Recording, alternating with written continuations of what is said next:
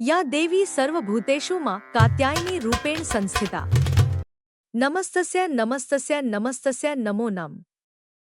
चंद्रहासोज्ज्वलकरा शार्दूलवरवाहना कात्यायनी शुभन दद्यात् देवी दानवघातिनी। जय माता दी। चैत्र मास के शुक्ल पक्ष की षष्ठी तिथि को मां कात्यायनी की पूजा की जाती है और मां कात्यायनी की कथा का श्रवण किया जाता है। मां कथा की उत्पत्ति कैसे हुई, उनको कौन सा फूल फल भोग अर्पित करें। मां कात्यायनी प्रसन्न हो। नवरात्रि के छठे दिन माता दुर्गा के छठे स्वरूप कात्यायनी की पूजा की जाती है। एकाग्रचित और पूर्ण समर्पित भाव से कात्यायनी देवी की उपासना करने वाला भक्त बड़ी सहजता से धर्म, अर्थ, काम, मोक्ष इन चारों पुरुषार्थों की प्राप्ति कर लेता है। मां दुर्गा ने कात्यायनी रूप में ही महिषासुर का वध किया था। नवरात्रि में छठे दिन मां कात्यायनी की पूजा की जाती है। इनकी उपासना और आराधना से भक्तों को बड़ी आसानी से अर्थ, धर्म, काम और मोक्ष चारों फलों की प्राप्ति होती है। उसके रोग, शोक, संताप और भय नष्ट हो जाते हैं। जन्मों के समस्त पाप भी नष्ट हो जाते हैं। मां कात्यायनी देवी दुर्गा के छठे स्वरूप हैं और नवरात्रि के छठे दिन इनकी पूजा की जाती है। इनका स्वरूप अत्यंत भव्य और दिव्य है। वे पीले रंग के वस्त्र धारण करती हैं, जो ज्ञान और तपस्या का प्रतीक है। मां कात्यायनी का वाहन सिंह है, जो शक्ति और साहस का प्रतीक है। इस देवी को नवरात्रि में छठे दिन पूजा जाता है। कात्य गोत्र में विश्व प्रसिद्ध महर्षि कात्यायन ने भगवती पराम्बा की उपासना की, कठिन तपस्या की। उनकी इच्छा थी कि उन्हें पुत्री प्राप्त हो। मां भगवती ने उनके घर पुत्री के रूप में जन्म लिया, इसलिए यह देवी कात्यायनी कहलाईं। इनका गुण शोधकार्य है, इसीलिए इस वैज्ञानिक युग में कात्यायनी का महत्व सर्वाधिक हो जाता है। इनकी कृपा से ही सारे कार्य पूरे जो जाते हैं। ये वैद्यनाथ नामक स्थान पर प्रकट होकर पूजी गई मां कात्यायनी अमोघ फलदायिनी है। भगवान कृष्ण को पति रूप में पाने के लिए ब्रज की गोपियों ने इन्हीं की पूजा की थी। यह पूजा कालिंदी यमुना के तट पर की गई थी, इसीलिए ये ब्रजमंडल की अधिष्ठात्री देवी के रूप में प्रतिष्ठित हैं। इनका स्वरूप अत्यंत भव्य और दिव्य है। ये स्वर्ण के समान चमकीली हैं और भास्वर हैं। इनकी 4 भुजाएं हैं। दाईं तरफ का ऊपर वाला हाथ अभय मुद्रा में है तथा नीचे वाला हाथ वर मुद्रा में। मां के बाईं तरफ के ऊपर वाले हाथ में तलवार है व नीचे वाले हाथ में कमल का फूल सुशोभित है। इनका वाहन भी सिंह है। इनकी उपासना और आराधना से भक्तों को बड़ी आसानी से अर्थ, धर्म, काम और मोक्ष चारों फलों की प्राप्ति होती है। भक्तों के रोग, शोक, संताप और भय नष्ट हो जाते हैं। जन्मों के समस्त पाप भी नष्ट हो जाते हैं। इसलिए कहा जाता है कि इस देवी की उपासना करने से परम पद की प्राप्ति होती है। इस दिन मां के कात्यायनी के इस मंत्र का जाप अवश्य करें। सर्व मंगल मांगल्ये शिवे सर्वार्थ साधिके शरण्ये त्र्यंबिके गौरी नारायणी नमोस्तुते। कात्यायनी शुभम दद्याद। देवी दानवघातिनी कात्यायनी महामाये महायोगिन्यधीश्वरी। नंद गोपसुतन देवी पति में कुरुते नमः। नवरात्रि के छठे दिन मां कात्यायनी की पूजा की जाती है और उनके लिए मुख्य मंत्र है देवी कात्यायने नमः। पुराणों के मुताबिक मां कात्यायनी को लाल रंग पसंद है। इस दिन लाल रंग का कपड़ा पहनना काफी शुभ माना जाता है। साथ ही आप मां को उनका पसंदीदा फल भी चढ़ा सकते हैं। मां को जयाफल बहुत पसंद है। नवरात्रि के छठे दिन मां कात्यायनी की पूजा के समय शहद का भोग लगाना चाहिए।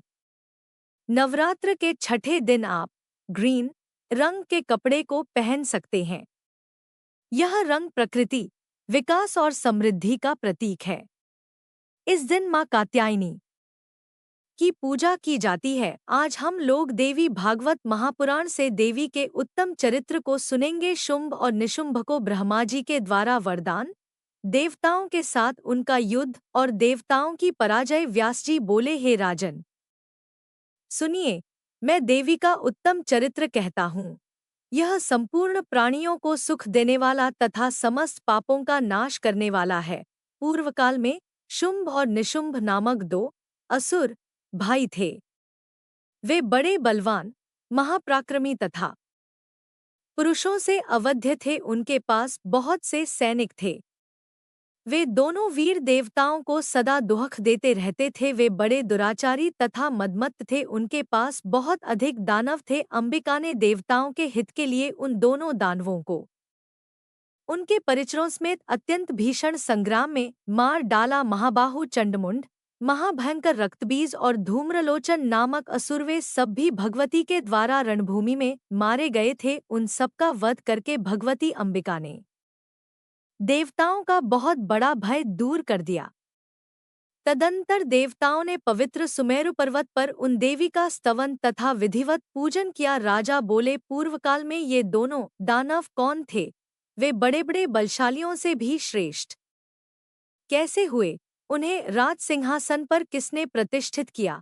स्त्री के द्वारा वे कैसे मारे गए? किस देवता की तपस्या के परिणामस्वरूप प्राप्त वरदान से वे महाबली हुए और किस प्रकार वे मारे गए? यह सब विस्तारपूर्वक बताइए। व्यास जी बोले, हे राजन, अब आप समस्त पापों का नाश करने वाली, सभी प्रकार के अभीष्ट फल प्रदान करने वाली, मंगलमयी तथा भगवती के चरित्र से ओतप्रोत दिव्य कथा सुनिए। पूर्व काल में शुंभ निशुंभ नामक दो दैत्य पाताल से भूमंडल पर आ गए। वे दोनों भाई देखने में बड़े सुंदर थे। पूर्ण वयस्क होने पर उन दोनों ने जगत पावन पुष्कर तीर्थ में अन्न तथा जल का परित्याग करके कठोर तप आरंभ कर दिया।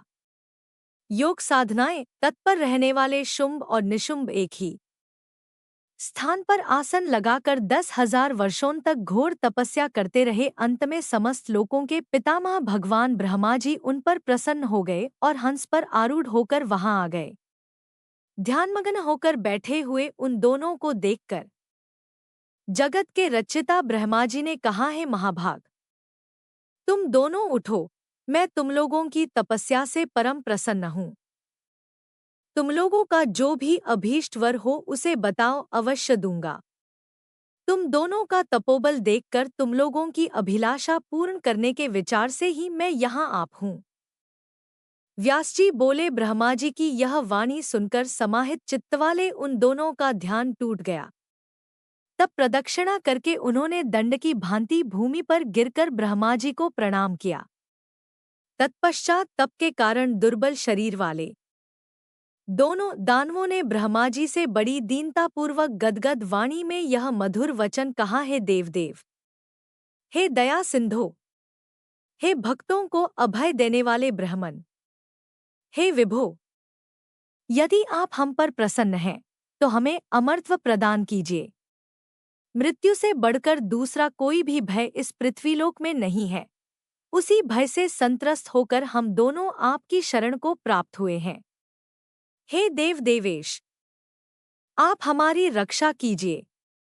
हे जगतकर्ता, हे क्षमानिधान, हे विश्वात्मा, आप हमारे मरणजन्य भय को शीघ्र ही दूर कीजिए। ब्रह्मा जी बोले, तुम लोगों ने यह कैसा सर्वथा नियम विरुद्ध वरदान मांगा है?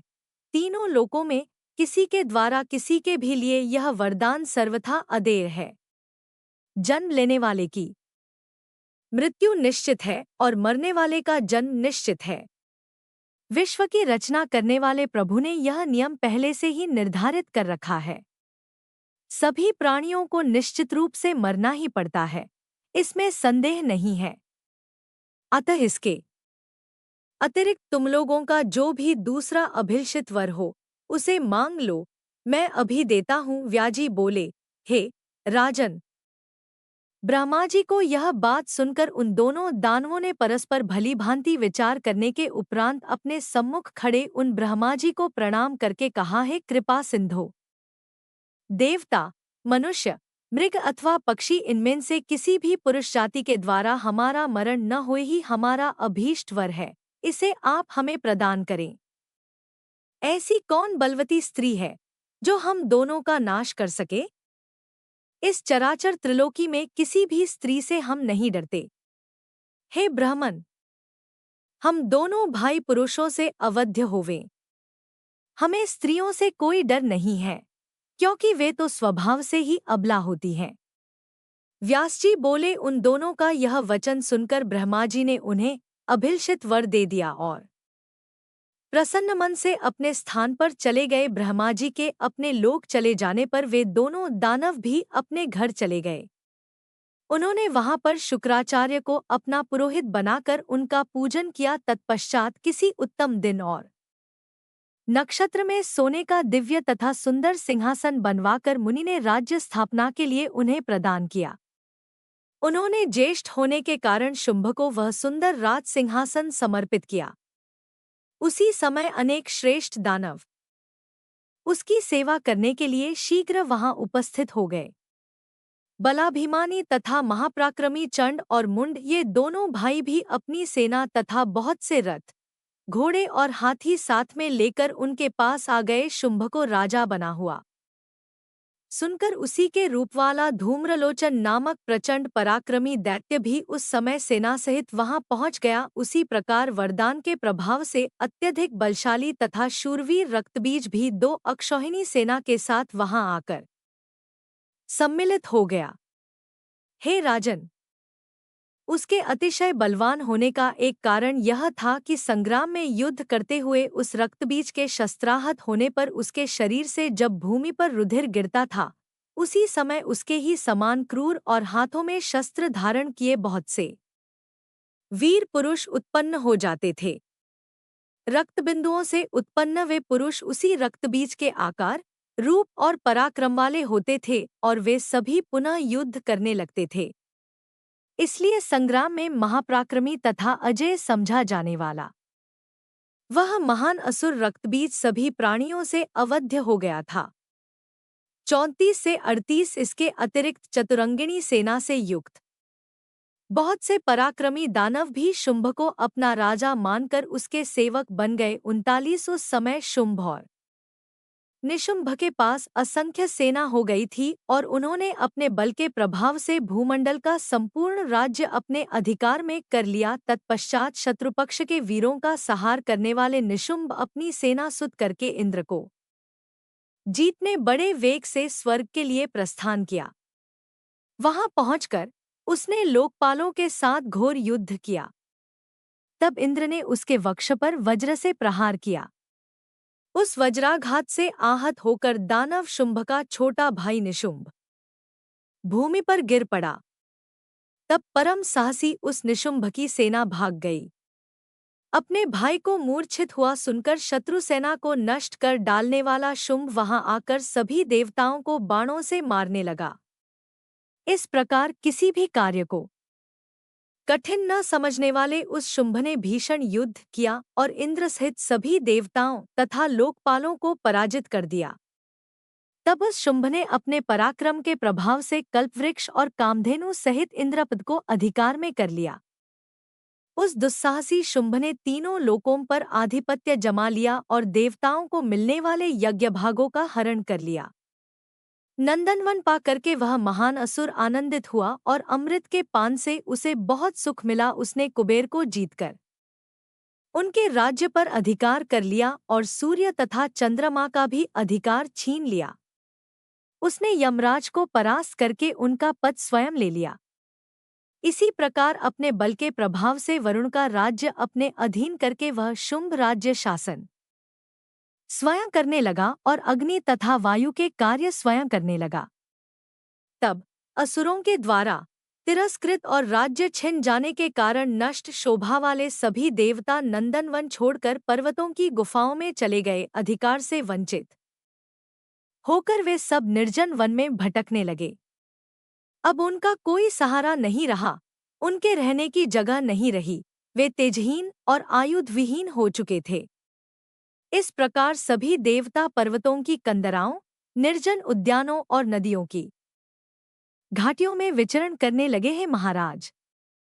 स्थान भ्रष्ट हो जाने के कारण उन बेचारे लोकपालों को कहीं भी सुख नहीं मिल रहा था, और फिर यह सुनिश्चित भी है कि सुख सदा प्रारब्ध के अधीन रहता है। हे नराधिप, बलशाली, बड़े भाग्यवान, महान ज्ञानी तथा धन संपन्न व्यक्ति भी विपरीत समय उपस्थित होने पर दुख तथा कष्ट पाते हैं। हे महाराज, उस काल की गति बड़ी ही विचित्र होती है, जो एक साधारण मनुष्य को राजा बना देता है और उसके बाद राजा को भिखारी बना देता है।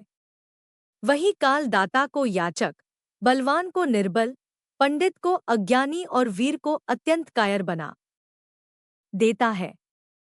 100 अश्वमेध यज्ञ करने के बाद सर्वोत्कृष्ट इंद्रासन प्राप्त करके भी बाद में समय के फेर से इंद्र को असीम कष्ट उठाना पड़ा था। काल की ऐसी विचित्र गति होती है। समय ही मनुष्य को धर्मात्मा तथा ज्ञानवान बनाता है और फिर उसी व्यक्ति को पापी तथा अत्यल्प ज्ञान से भी हीन बना देता है। आतकाल की इस अद्भुत गति के विषय में कुछ भी आश्चर्य नहीं करना चाहिए। यही काल ब्रह्मा, विष्णु, शिव आदि को भी इसी प्रकार संकट में डाल देता है। बलवान काल के ही प्रभाव से भगवान विष्णु को सूकर आदि योनियों में जन्म लेना पड़ा और शिवजी को कपाली होना पड़ा। देवताओं द्वारा भगवती की स्तुति और उनका प्राकट्य व्यास जी बोले, हे नृपश्रेष्ठ, सभी देवता पराजित हो गए। इसके बाद शुंभ राज्य पर शासन करने लगा। इस प्रकार 1000 वर्ष व्यतीत हो गए। तत्पश्चात राज्यच्युत होने के कारण देवता महान दुस्सह चिंता में पड़ गए। दुख से व्याकुल हुए के देवता गुरु बृहस्पति से आदरपूर्वक यह पूछने लगे, हे गुरु, अब हम क्या करें? आप हमें बताएं। आप सर्वज्ञ महामुनि हैं। हे महाभाग, दुख को निवृत्ति का उपाय भी तो होता है। हजारों ऐसे वैदिक मंत्र हैं जो उपचारों से परिपूर्ण हैं और सभी मनोरथ पूर्ण करने वाले हैं। सूत्रों ने उनका भलीभांति निदर्शन भी किया है। सभी वांछित फल प्रदान करने वाले अनेक प्रकार के यज्ञ भी बताए गए हैं। हे मुने, आप उनका अनुष्ठान कीजिए, क्योंकि आप उनकी क्रिया विधि को भलीभांति जानते हैं। शत्रुओं के विनाश के लिए वेद में जैसा उपाय बताया गया है, अब आप विधिपूर्वक उसका अनुष्ठान कीजिए, जिससे हमारे दुख का पूर्ण रूप से नाश हो जाए। हे आंगिरस, दानवों के विनाश के लिए आप अपनी बुद्धि के अनुसार आज ही अभिचार कर्म आरंभ करने की कृपा कीजिए। बृहस्पति बोले, हे देवराज, वेदों में बताए गए सभी मंत्र प्रारब्ध के अनुसार ही फल प्रदान करने वाले हैं। वे स्वतंत्र नहीं हैं और नियम के अनुसार ही फल प्रदान करते हैं। उन मंत्रों के देवता तो आप ही लोग हैं। जब आप लोग स्वयं समय के फेर से कष्ट में पड़े हुए हैं, तो मैं कौन सा उपाय करूं? यज्ञ कर्मों में इंद्र, अग्नि, वरुण आदि की पूजा की जाती है और वे आप सब देवता ही स्वयं विपत्ति भोग रहे हैं, तब यज्ञ क्या कर सकेंगे? अवश्यंभावी घटनाओं का कोई प्रतिकार नहीं है। फिर भी संकट से बचने के लिए उपाय तो करना ही चाहिए। यह शिष्ट पुरुषों का उपदेश है। कुछ विद्वान कहते हैं कि दैव सबसे बलवान होता है और उपायवादी लोग दैव को निरर्थक बताते हैं, किंतु मनुष्यों के लिए दैव और उपाय दोनों ही आवश्यक माने गए हैं। मात्र दैव का आश्रय लेकर कभी भी बैठे नहीं रहना चाहिए। अपनी बुद्धि से विचार करके सम्यक रूप से प्रयत्न करने में तत्पर हो जाना चाहिए। इसलिए भली भांति बार बार सोच विचार कर मैं आप सभी को उपाय बता रहा हूँ। पूर्वकाल में जब भगवती जगदम्बा ने आप लोगों पर प्रसन्न होकर महिषासुर का वध किया था, उस समय आप लोगों के स्तुति करने पर उन्होंने यह वरदान दिया था, आप लोगों के स्मरण करने पर मैं सदा आप लोगों की विपत्ति दूर करूंगी। हे देवेश्वरों, जब जब आप लोगों पर दैवजन्य आपदाएं आएं, तब तब आप देवतागण मेरा ध्यान कीजिएगा। स्मरण करते हो मैं आप लोगों की बड़ी से बड़ी विपत्तियों का नाश कर दूंगी। अतः अब आप लोग परम रमणीक हिमालय पर्वत पर जाकर प्रेम पूर्वक भगवती चंडिका की आराधना कीजिए। आप लोग माया बीज के विधान के ज्ञाता हैं, उसी के पुरस्चरण में तत्पर हो जाइए। मैं जानता हूँ कि इस अनुष्ठान के प्रभाव से वे भगवती प्रसन्न हो जाएंगी। अब आप लोगों के दुख का अंत दिखाई पड़ रहा है, इसमें संदेह नहीं है। मैंने सुना है कि वे भगवती उस हिमालय पर्वत पर सदा विराजमान रहती हैं। उनकी स्तुति तथा विधिवत पूजा करने पर वे शीघ्र ही आप लोगों को वांछित फल प्रदान करेंगी। आता है देवताओं, आप लोग दृढ़ निश्चय करके हिमालय पर्वत पर जाइए, वे भगवती आप लोगों का कार्य अवश्य सिद्ध कर देंगी। व्यास जी बोले, हैं महाराज। उनका वचन सुनकर देवता हिमालय पर्वत पर चले गए। वहां देवी के ध्यान में लीन होकर एकाग्र मन से निरंतर मायाबीज मंत्र का जप करते हुए उन सब देवताओं ने भक्तों के लिए अभ्यदायिनी महामाया भगवती को प्रणाम किया और पूर्ण भक्ति से युक्त होकर स्तोत्र मंत्रों से वे इस प्रकार उनकी स्तुति करने लगे। हे विश्वेश्वरी, हे प्राणों की स्वामिनी, आनंद रूप में रहने वाली तथा देवताओं को आनंद प्रदान करने वाली हे देवी, आपको नमस्कार है। दानवों का अंत करने वाली, मनुष्यों की समस्त कामनाएं पूर्ण करने वाली तथा भक्ति के द्वारा अपने रूप का दर्शन देने वाली हे देवी, आपको नमस्कार है। सदा है आदिदेव स्वरूपिणी, आपके नाम की निश्चित संख्या तथा आपके इस रूप को कोई भी नहीं जान सकता। सब में आप ही विराजमान है। जीवों के सृजन और संहार काल में शक्ति स्वरूप से सदा आप ही कार्य करती हैं। आप ही स्मृति, धृति, बुद्धि, जरा, पुष्टि, तुष्टि, धृति, कांति, शांति, सुविधा, सुलक्ष्मी, गति, कीर्ति, मेधा और विश्व की पुरातन मूल प्रकृति हैं। आप जिस समय जिन स्वरूपों से देवताओं का कार्य संपन्न करती है, हम शांति के लिए आपके उन स्वरूपों को नमस्कार करते हैं। आप ही क्षमा, योग निद्रा, दया तथा विवक्षाइन कल्याणकारी रूपों से सभी जीवों में निवास करती हैं।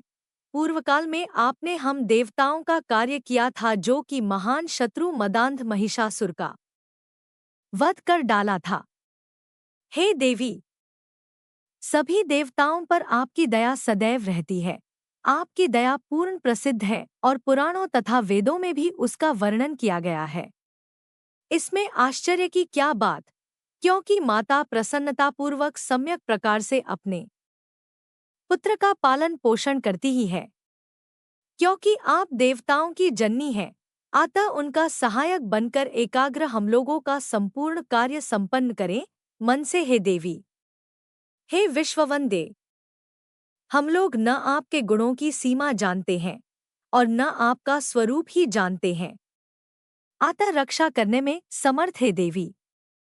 हमें केवल अपना कृपा पात्र मानकर आप भयों से निरंतर हमारी रक्षा करती रहें। यद्यपि बिना बाण चलाए, बिना मुष्टिप्रहार किए और बिना त्रिशूल, तलवार, बर्दी, दंड आदि का प्रयोग किए भी आप विनोदपूर्वक शत्रुओं का संहार करने में समर्थ हैं।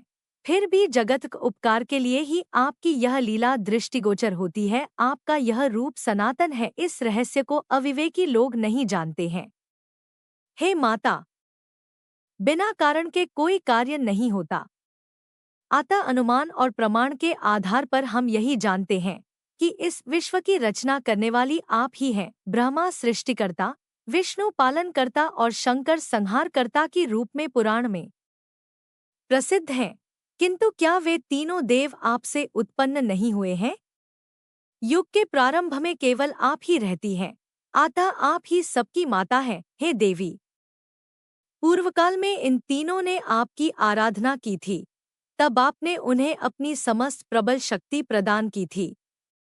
वास्तव में उसी शक्ति से संपन्न होकर वे जगत का सृजन, पालन तथा संहार करते हैं, जो सन्यासी लोग विश्व की जननी, परम विद्या स्वरूपिणी, समस्त वांछित फल प्रदान करने वाली, मुक्तिदायिनी तथा सभी देवताओं से वंदित चरणों वाली आप भगवती की उपासना नहीं करते?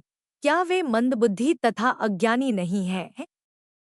विष्णु, शिव तथा सूर्य की आराधना करने वाले जो लोग कमला, लज्जा, कांति, स्थिति, कीर्ति और पुष्टि नामों से विख्यात आप भगवती का ध्यान नहीं करते हैं, वे निश्चित रूप से दंभी प्रतीत होते हैं। विष्णु और शंकर आदि श्रेष्ठ देवता तथा असुर भी आपकी पूजा करते हैं।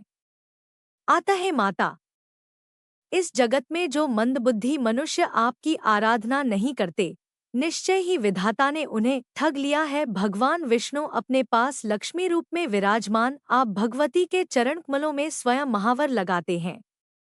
इसी प्रकार त्रिनेत्र भगवान शिव भी अपने पास पार्वती रूप में विराजमान आप भगवती के चरण कमल की रज के सेवन में निरंतर तत्पर रहते हैं। तब अन्य मनुष्य को बात ही क्या, आपके चरण कमल की आराधना कौन नहीं करते। घर गृहस्थी वीर बुद्धिमान मुनिगण भी दया और क्षमा रूप में प्रतिष्ठित आप भगवती को उपासना करते हैं। हे देवी, जो लोग आपके चरणों को उपासना संलग्न नहीं रहते, उन्हें निश्चय ही इस संसार रूप अगाध कूप में गिरना पड़ता है। वे पतित लोग कुष्ठ, गुल्म और शिरोरोग से ग्रस्त रहते हैं, दरिद्रता तथा दोन युक्त रहते हैं और सुखों से सदा वंचित रहते हैं। हे माता, धन और स्त्री से रहित जो मनुष्य लकड़ी का बोझ ढोने और तृण आदि का वहन करने लगे हैं, उनके विषय में हम तो यही समझते हैं कि उन मंदबुद्धि मनुष्यों ने पूर्वजन्म में आपके चरणों की उपासना कभी नहीं की। व्यास जी बोले, इस प्रकार समस्त देवताओं की स्तुति करने पर अंबिका करुणा से ओतप्रोत होकर तुरंत प्रकट हो गईं। उस समय वे भगवती रूप तथा यौवन से संपन्न थीं। उन्होंने दिव्य वस्त्र धारण कर रखा था, वे अलौकिक आभूषणों से अलंकृत थी, दिव्य मालाओं से सुशोभित हो रही थी, दिव्य चंदन में अनुलिप्त थी, जगत को मोहित कर देने वाले सौंदर्य से संपन्न थी और समस्त शुभ लक्षणों से समन्वित थी। इस प्रकार अद्वितीय स्वरूप वाली वे भगवती देवताओं के समक्ष प्रकट हुई, दिव्य रूप धारण करने वाली तथा विश्व को मोह लेने में समर्थ कामदेव को भी मोहित करने वाली वे भगवती गंगा में स्नान करने की अभिलाषा से पर्वत की कंदरा से बाहर निकली थी। कोकिल के समान मधुर बोलने वाली भगवती प्रेमपूर्ण भाव से मुस्कुराकर स्तुति करने में संलग्न देवताओं से मेघ के समान गंभीर वाणी में कहने लग देवी बोली, हे श्रेष्ठ देवतागण, आप लोग यहाँ पर इतनी बड़ी स्तुति किस लिए कर रहे हैं? आप लोग इस प्रकार चिंता से व्याकुल क्यों हैं?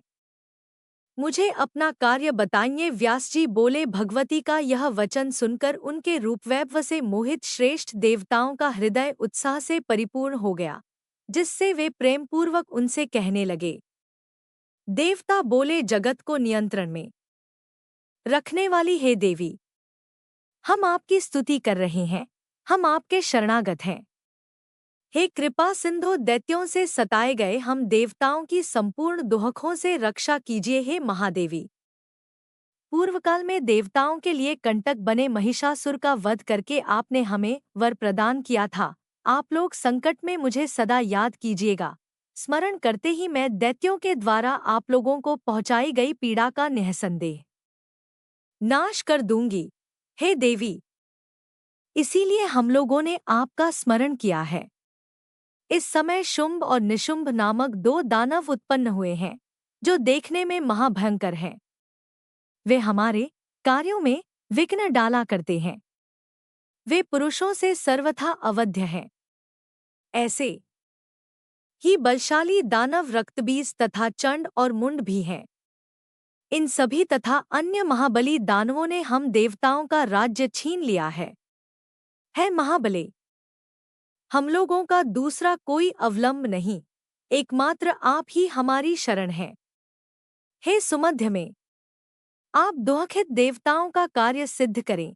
देवता आपके चरणों की उपासना में सदैव संलग्न रहते हैं। इस समय वे सब महान बलशाली दैत्यों के द्वारा विपत्ति में डाल दिए गए हैं।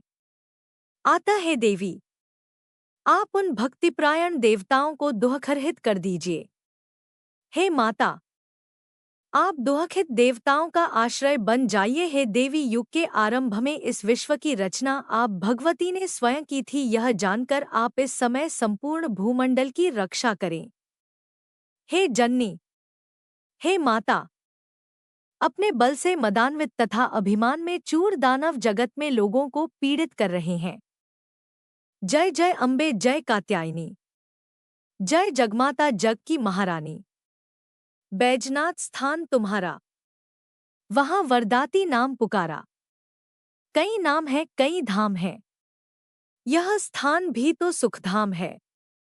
हर मंदिर में जोत तुम्हारी, कहीं योगेश्वरी महिमा न्यारी। हर जगह उत्सव होते रहते, हर मंदिर में भक्त हैं कहते। कात्यायनी रक्षक काया की, ग्रंथि काटे मोह माया की।